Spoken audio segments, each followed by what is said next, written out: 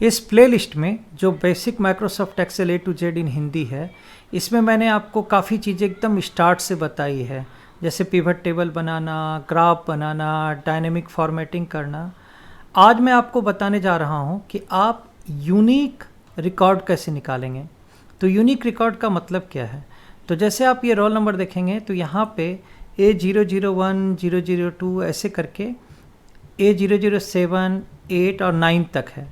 A001 जो है वो 2 बार रिपीट हुआ है, एक बार यहाँ एक बार यहाँ, और A005 जो है वो 3 बार रिपीट हुआ है, 2 बार नीचे और एक बार यहाँ। अगर आपको यूनिक रिकॉर्ड निकालना है, मतलब कि आप क्या चाहेंगे कि कायदे से A001 से लेके A009 तक ही आए, 1 और 5 रिपीट ना हो, तो उसका मैं तरीका बता रहा हूँ। और ये छोटा डेटा मैं इसलिए बता रहा हूँ कि आप समझ सको कि हो क्या रहा है। इन रियलिटी आप बहुत बड़ा डेटा रहेगा तो इतनी आसानी से आपको दिखेगा नहीं डुप्लीकेट कहाँ है, लेकिन ये तरीका वहाँ भी अप्लीकेबल होगा। तो जैसे आपने इसको सेलेक्ट कर लिया, अब आप डेटा में जाइए। डेटा में जाने के बाद आपको फ़िल्टर आएगा, जस्ट वेट कीजिए, ये टाइम ले रहा है। ये देखिए फ़िल्टर आया, और फिल्टर के नीचे देखिए ये एडवांस्ड करके आ रहा है, तो ये एडवांस्ड फ़िल्टर का ऑप्शन होता है। इस एडवांस पे आपको क्लिक करते ही कुछ नए तरह के ऑप्शन मिलते हैं, जैसे ये लिस्ट रेंज है जो ऑलरेडी सेलेक्टेड है तो उसको ही बता रहा है ये।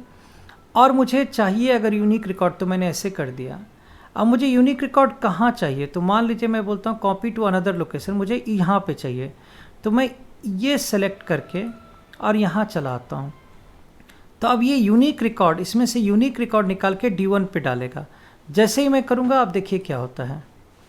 ये देखिए ये पूरे के पूरे जो डुप्लीकेट थे वो फट से हट गए, और मतलब फट से एक बार में सारे के सारे आ गए जो आने चाहिए थे।